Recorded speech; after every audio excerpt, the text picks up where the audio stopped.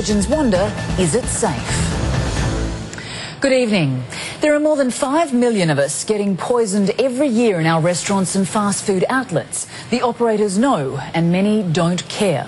Despite all the talk and threats, restaurant owners reckon they'd be very unlucky to be caught or even fined.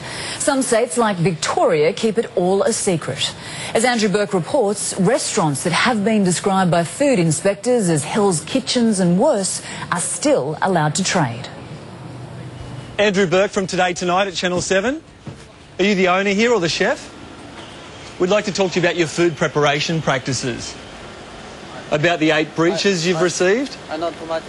Is it true you've got dead cockroaches and rats in your kitchen?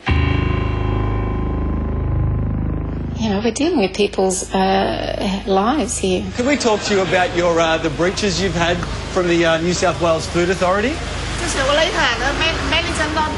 Is the manager or the owner around, or can we talk to the chef? Can we talk to the chef, please? What about the chef? Can we have a word with the chef about his food preparation practices? It can go from very mild stomach upsets to death. I couldn't imagine it happening in any restaurant in this country. That's sort of third world sort of standards.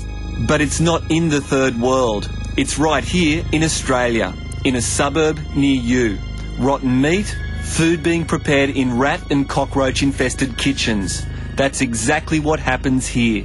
Well, I would have thought that they could be shut down whilst they attend to all the breaches. And are these local residents who are making these complaints? Oh, yes, absolutely. Local councillor Teresa West has had enough of the unhealthy food served up by the Best One barbecue restaurant.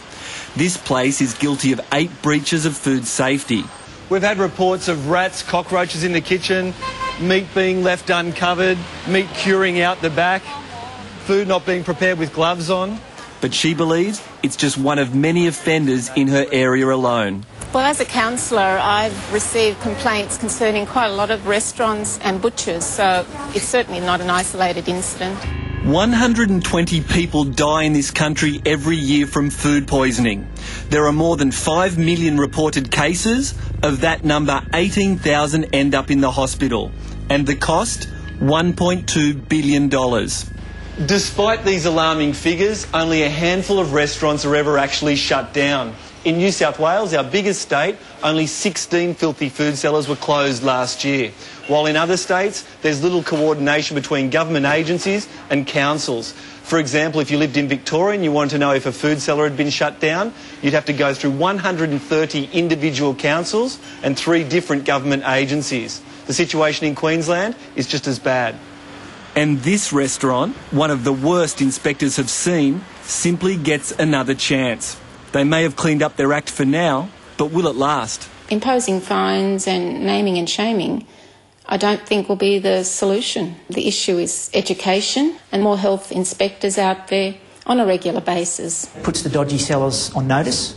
If they want to cut corners with food safety, they're going to get caught, they're going to get named, and that's the gamble they take. Peter Sutherland from the New South Wales Food Authority believes filthy food sellers should be exposed. In the past, the authority has named restaurants on its website, but only if a conviction had been recorded in court.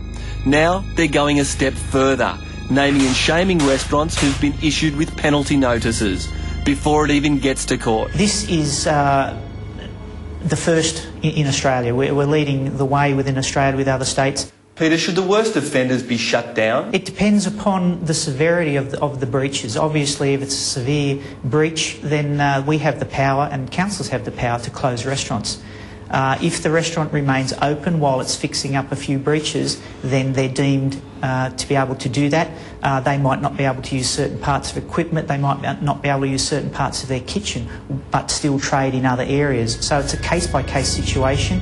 Each state has its own version of the name and shame program, but there's no national register yet, and no coordination between the states.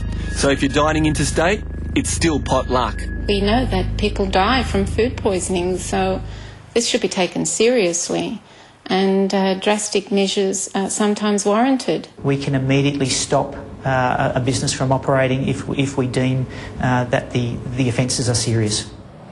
Lawyers for Best One Barbecue tell us the restaurant has paid the fines and the issues causing health problems fixed. Andrew Burke reporting. Property experts are usually happy to tell you